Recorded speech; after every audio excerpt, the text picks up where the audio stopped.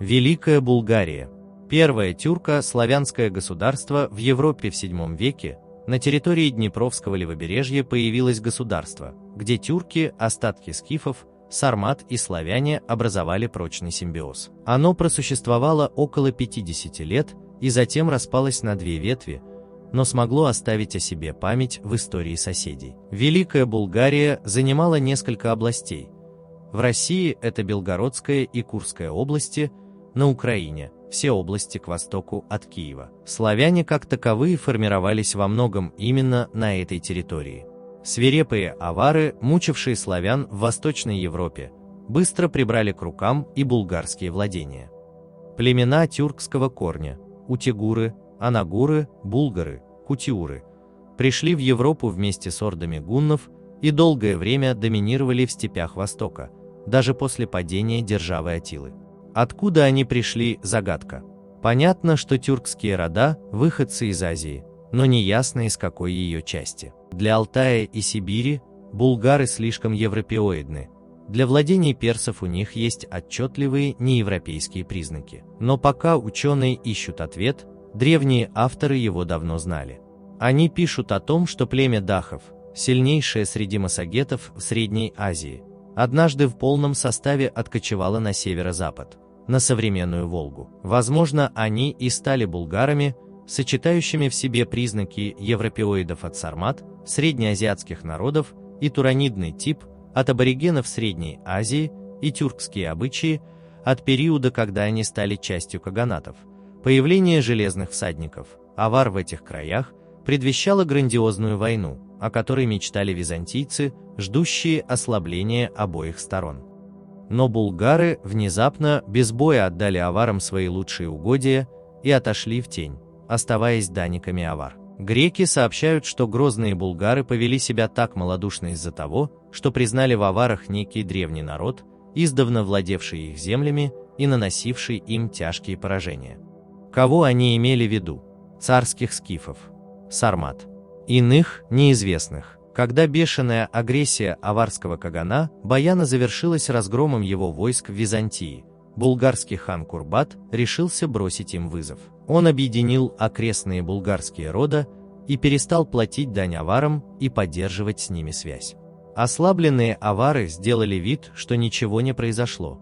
У них были пока более серьезные задачи – агрессия франков, появление славянского государства Сама в Чехии. Забрав юг современной Украины и России, а также часть Крыма, булгары получили шанс на самостоятельное развитие. Если бы не хазарский каганат на востоке.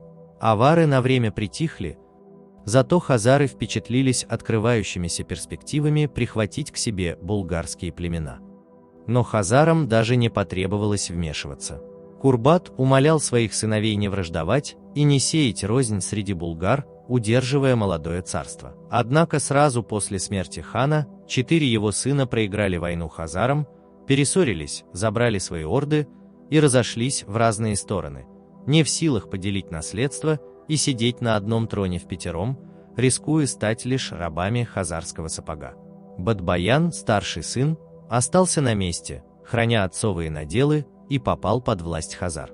Его народ стал зваться черными болгарами и выступал хазарским и русским вассалом далее. Хан Катрак увел свою орду со степной линии, где одна империя сменяла другую. Уйдя на север, на Волгу и Каму, он стал основателем Волжской Булгарии, мощнейшего царства на востоке от Руси. Орда Аспаруха, пленившись примером авар, ушла на запад, на земли южных славян, покорив которых была создана Болгария Балканская. Там булгары растворились в славянах и фракийцах, забыв свои тюркские корни. Хан Кувер явился к аварам с повинной, а затем попытался захватить аварский трон, опираясь на свою конницу. Авары разбили дерзкого чужака, который бежал с остатками войска в Македонию, где также растворился в славянах. Младший сын Альцек ушел дальше всех, в Италии, где среди потомков готов, бургундов и лангобардов попытался искать счастье. Поступив на службу к местному князю Рамуальду, Альцек стал герцогом, а его войско – итальянскими жителями. И они живут в этих местах, про которые мы говорили, до теперешнего времени, и хотя они говорят и на латинском языке тоже, но все-таки еще до конца не отказались от использования своего языка. Великая Булгария стала единственным примером государства, которое не собрало, а напротив, рассеяло свой народ по Европе. Но как там жили славяне?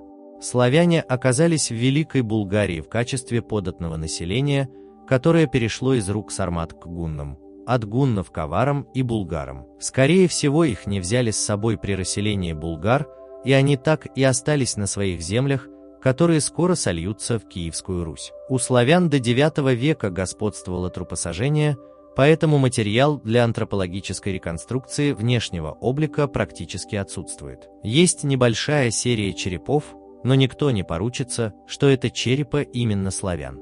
Письменные источники очень скупо описывают славян. Упоминается, что это многочисленный и слабо вооруженный народ, живущий в глубине материка, на востоке Европы. Античные авторы дают разные локализации. В качестве торговых партнеров славяне воспринимались довольно слабо. Военные угрозы тоже не представляли.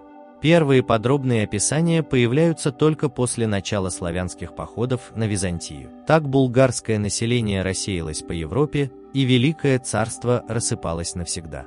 Если вам понравилось видео, ставьте лайк и подписывайтесь на канал.